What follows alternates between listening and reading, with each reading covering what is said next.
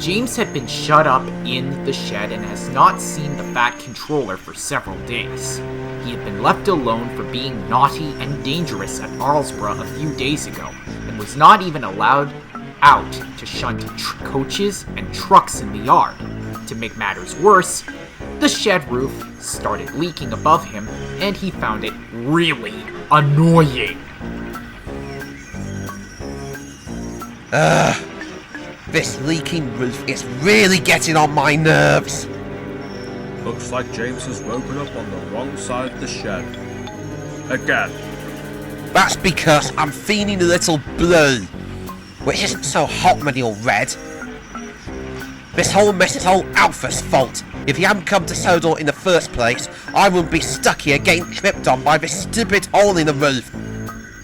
Don't go thinking you've been a victim in all this, James.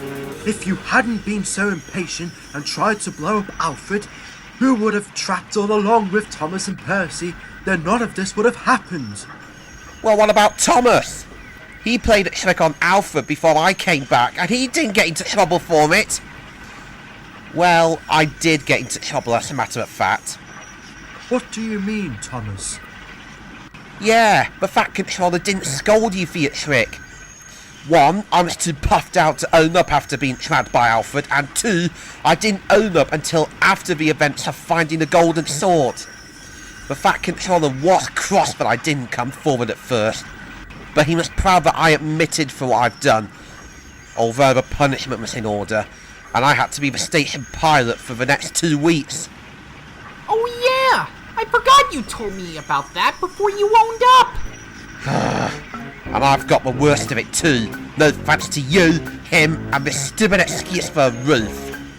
Don't worry, James. We won't be in here for much longer.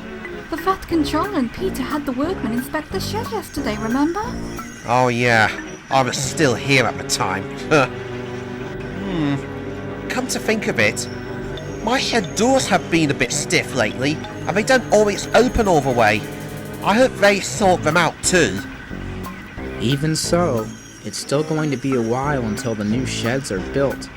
I just hope we can manage this and have enough buckets and pans to last until then. Just then, Alfred arrived with the Fat Controller. He was all shiny, clean, fresh, and fully repaired after plunging into the sea while stopping Sailor John. Gordon and James just looked away, which was no surprise to Alfred. Hello, everyone. It's great to be back on the tracks again. Hi, Alfred. Hello, Alfred. What are you doing here? The Fat Controller wants us to join you all for an important announcement. Really? What is it? Good morning, everyone. Good morning, sir. What's the situation regarding the sheds? Well, Emily, we've inspected the sheds, and I'm afraid it doesn't sound promising. Well, the gutter and drain pipes are just too old. They all got cracks in them, and others are broken. The roof is leaking, so it'll need replacing. And the doors are getting so stiff they're almost hard to open. Oh dear. That doesn't sound good at all. Doesn't that mean we'll have to struggle through a few more weeks, sir? No, Thomas, it doesn't. I don't even think we can struggle through a few more hours, let alone 5 minutes. For safety purposes, we're going to have to close the sheds down tonight! Tonight? All the engines gasped. The Great Storm of Sodor, Part 1. You mean we're not sleeping here anymore? Calm down, everyone. We're going to rebuild the sheds and give it a total makeover. They have lasted for nearly 10 years after all, but the work won't start until tomorrow. So, you'll have to find other sheds to sleep in while you wait for the new sheds to be built. But Thomas and Percy, where can we house you two? Hey, sir. Thomas and Percy can come and stay in our sheds. We're working together tomorrow at Morgan's mine anyway. Good idea, Rebecca. Oh, thank you, Rebecca. Yeah, it'll be great to see you and Eric again. Then, the Fat Controller turned sternly to James. Now, James, you have to come out so the workmen can start work tomorrow. And I hope you'll be a better engine, along with Alfred. You both gave me a lot of trouble the last few months. People are laughing at my railway, and I don't like that at all. I'm really sorry, sir. I will try hard to behave, I promise. So will I, sir. I'll do whatever it takes to be a really useful engine. There's some good engines. You two are going to help rebuild the sheds and shunt close by the yards with Brian and Dylan. James wasn't happy to be working with Alfred, but he was glad he's not stuck under a leak anymore. That night, Tidmouth Sheds were closed down, ready to be upgraded, and all the engines went to stay in their temporary sheds until they're rebuilt again. Edward went to stay at Wellsworth with Philip, which was closer to his branch line. Good night, Edward. Good night, Philip. Henry went to stay at Vickerstown Goods Yard, which is at the end of his flying kipper run. Gordon and Emily went to stay at Knapford Sheds with Neville and Murdoch, which was also Emily's old home. Thomas and Percy joined Eric and Rebecca at Elsbridge Sheds. And James, to his annoyance, had to stay at the agency sheds with Dudley. Sound familiar? Dudley was delighted to be sharing a shed with James. He doesn't get visitors that often, and you wonder why. Come on, James. Make yourself at home. Thank you, Dudley. Oh, dear. Now, I better get some shut-eye. You know that Alfred was fearless to stop Sarah John. Yes, even though I got punished to work with him because of it. Anyway, good night, Dudley. Have you ever done heroic stuff, James? Anything that doesn't involve you getting into trouble by showing off? I really should get some sleep now. But Dudley wanted to talk. Did I ever tell you about the time that we both worked on our first ancient mission together at the wharf to stop Diesel 10 with those mind control ships back in 2013? This is going to be a long few months. I can't wait until the sheds are built. James knew he was in for a long night, and with more misery to come. The next morning, James sleepily steamed out of the shed. He was very tired. Finn was waiting for them. I could have stepped in Vickerstown like Henry. Why didn't I think of that? Good morning, James. Are you busy right now? Not really. Why? Well, I was wondering if you helped me with a test. Okay. What is it? Well, I've heard people saying that this kind of watch can alert a rescue service. Well, you pull both pins and they'll be sent to the satellite in space, and it will help alert the nearest rescue team. I need you to go up to the mountain in Shen Valley, pull out 2 pins and remain there until help arrive. It should give us the signal for 24 hours. Oh yeah, I've heard about those kind of experiments. Don't worry, Finn. Whenever there's a training session, I'm always on top of it. Oh, bother, I forgot. Hey, James, there's something else you should know. Don't worry, I know what I'm doing.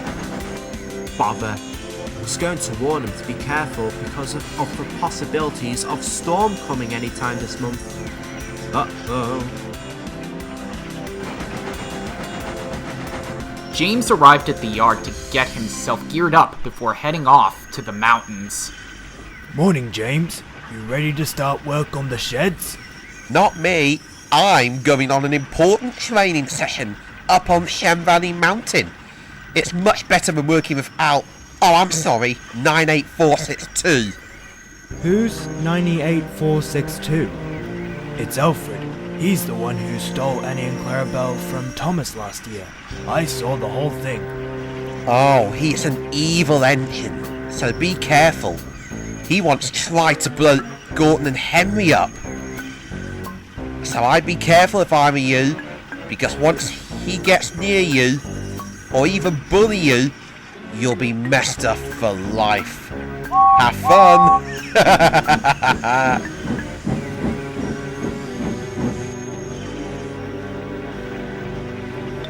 Oh my, I hope I don't end up being a victim to that evil Alfred.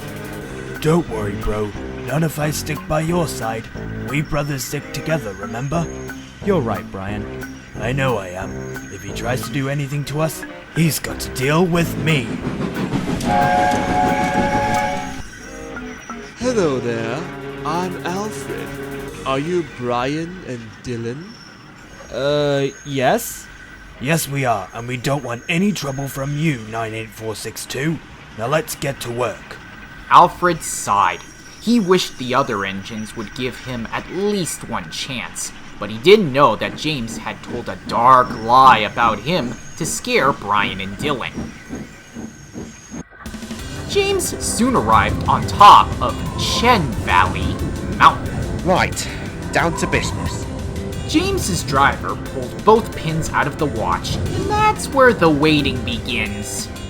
Unfortunately, Finn and Holly were both busy, so no one was around to see James's signal. However... I'm telling you, Henry, speed is the way to go on these adventurous escapades. And I'm telling you, slow and steady is the way to go, especially since you might come across wildlife in the forest, so you'll need to take care.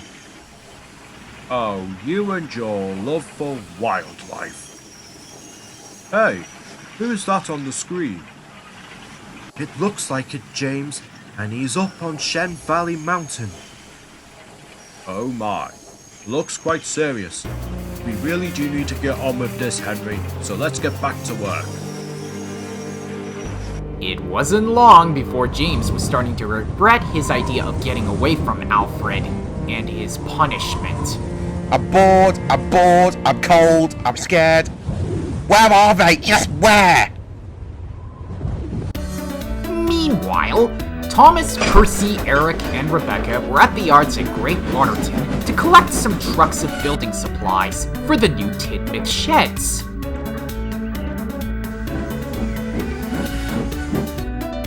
Wow, that's a lot of trucks. Well, the sheds are going to be bigger than ever. That's why there's a lot of materials.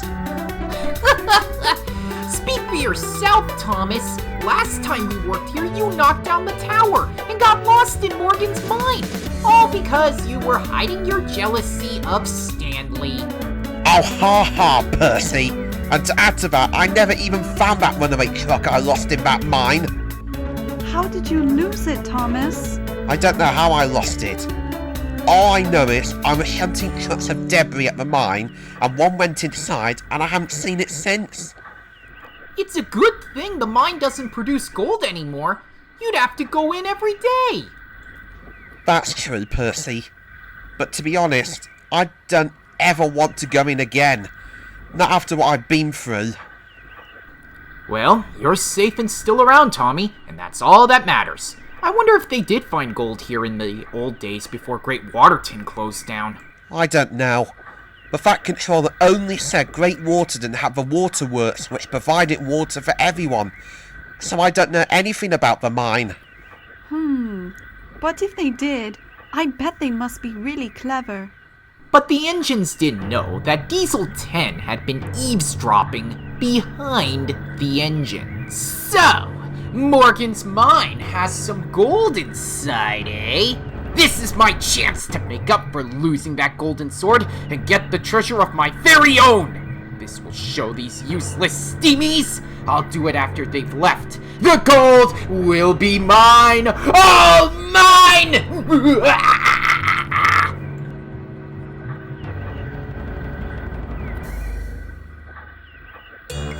Meanwhile, Alfred and the Ginty brothers were working hard on the new sheds, but the mood was still frosty. Every time Alfred tried to be friendly, Brian and Dylan always ignored him.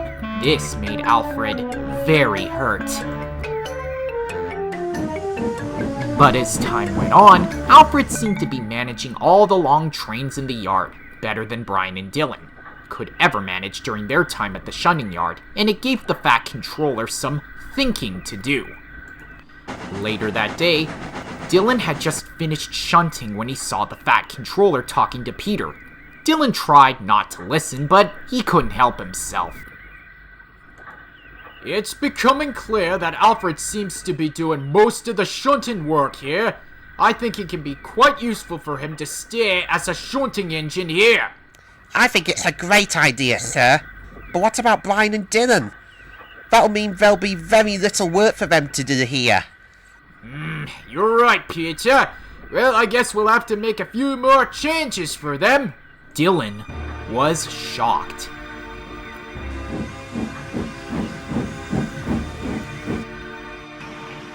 He told his brother Brian what the Fat Controller had said. I don't believe it. We've been doing really well here since 2013. Or was it 2012?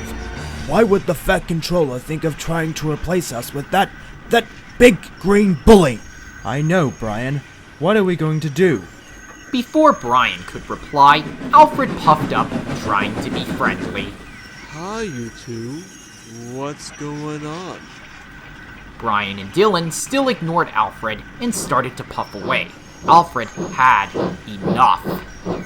Look, I've been trying to be friendly with you all day, and you still keep treating me like I'm going to hurt you!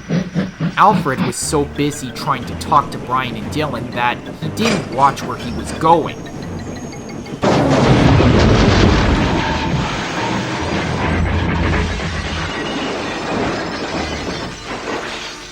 Brian and Dylan were covered in cement dust and were very cross. Achoo! You big green brute! Look what you've done! We knew you were going to do something to us, and now the Fat Controller is thinking of sending us away. I hope we'll never have to see you again. Alfred felt very hurt. He felt his chances of making friends are now gone. A few weeks later, Tidmouth Sheds were finally rebuilt again, and were updated with 3 extra berths too. All the engines were pleased and delighted with their new home. No one had noticed James wasn't there. The sheds look fantastic, bigger, and better than ever before. Indeed, Percy. Yes, but look! There's even 3 spare berths. Doesn't 10 berths seem just a bit too much for us 7? Well, you never know if we get visitors, or if I get another engine to join the railway and sleep here too. Talking of which, I've got a very special surprise for you. I had bought 2 new engines who will be joining you here and help out with the extra work we've been getting lately. Here comes the first one now. Wait, is that? This is Nia. She's an engine all the way from Kenya in Africa. She'll be helping with goods trains, and shunting in the yards. Hi, Nia. Hello. Welcome to Sodor, Nia. Long time no see. Thank you. And hello to all of you too. I can't wait to get started. Great to see you again too, Thomas. Wait, how did you and Nia know each other, Thomas? Remember when I went on my anniversary world tour a while ago? Well, I met Nia when I first came to Africa. That's right. I offered to come along during his travels. And when we go to Brazil, South America, we came across a troublesome and stubborn racing car who got Thomas to play a mean trick on me. I didn't see him until he caught up with me when we got to China. I did try to explain what happened and saved you from the avalanche, didn't I? Yes, but you couldn't do it on your own, even though you insist. Luckily, young Bao came to our rescue, and we continued our journey like old friends until it's time for Thomas to go home. Honest, Thomas. You can't contain your excitement, can you? Yeah, sorry about that. Never mind, Thomas. Still, it's great to see you again. How did you manage to get an engine all the way from Africa, sir? Well, a few years ago, one of my friends went to Cape Town on holiday, which is also in Africa. While he was there, he came across Nia and got a ride on her. Though recently, after Thomas's journey ended, her yard and shed had closed down, so she doesn't have a home anymore. But I made a deal on her and... Sir, excuse me, sir. One moment, Thomas. But, sir, there's... Don't interrupt! Now, as I was saying, I made a sweet deal on Nia, and now she's I'm slowing here. down! I'm slowing down!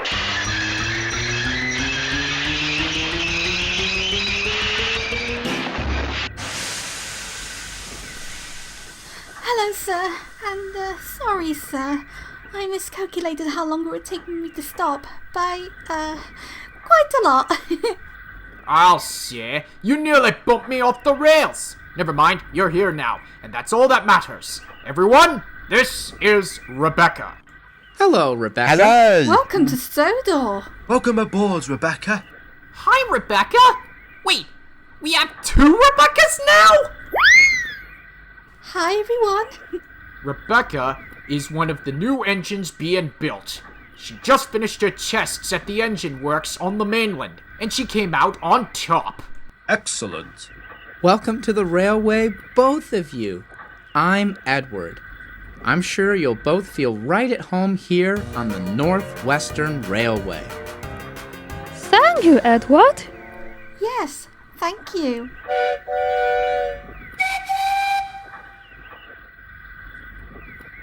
Later, after the engines got to know each other, Thomas noticed that Alfred looked sad. Alfred doing up there by himself. Hey, Alfred! Why don't you come and join us for tonight? No, he can't, Thomas. He's trying to trick us into thinking he's changed. Oh, give him a chance, Gordon! Yes, Gordon. Alfred's been through a rough time since he came back. Just give him a chance, for goodness sake. Fine. Do what you want. Is Gordon always like this? I'm afraid so. He did have history with Alfred in the past, and still wouldn't trust him. But me and Percy do. Thank you, Thomas. At least you and Percy were being nice to me. Ever since I came back, all the engines, including Brian and Dylan, were being nothing but mean to me because of how I treated you all before. Oh dear, you poor engine. Brian and Dylan were mean to you? That doesn't sound like them. They must have heard the rumor from someone. Exactly. But who could have told them my history? Beats me. But don't worry, Alfred. It just takes time to make new friends. Especially since they've just been reformed. I hope I have friends soon. You already got me and Thomas as friends. And me as well. Me too. Thanks, everyone. I must say, it's great to have 2 new girls in the STEAM team. Thanks, Emily. Yes, I can't wait to get started. I've been wondering, have you ever seen seals? No, I never have seen them back home. I'd love to see them though. They sound cute. Well, next time we have a day off together, I'll take you two to Black Lock. That's where a family of seals live. Okay, Emily. You're on. Oh my, the swallows are swooping close to the ground. Maybe the storm is on its way. I wouldn't worry too much about it, Emily. Flynn told me today that the storm is way out to sea. It'll probably pass us by. Then, Henry suddenly remembered James was still on Shen Valley Mountain. Walton, we've forgotten about James. You're right, Henry. I think we need to head out to Vickerstown. Good night's rest. Get rid of that jet lag and rescue James in the morning. I think we should beat the storm. I hope so, and I hope James will be alright for one more night.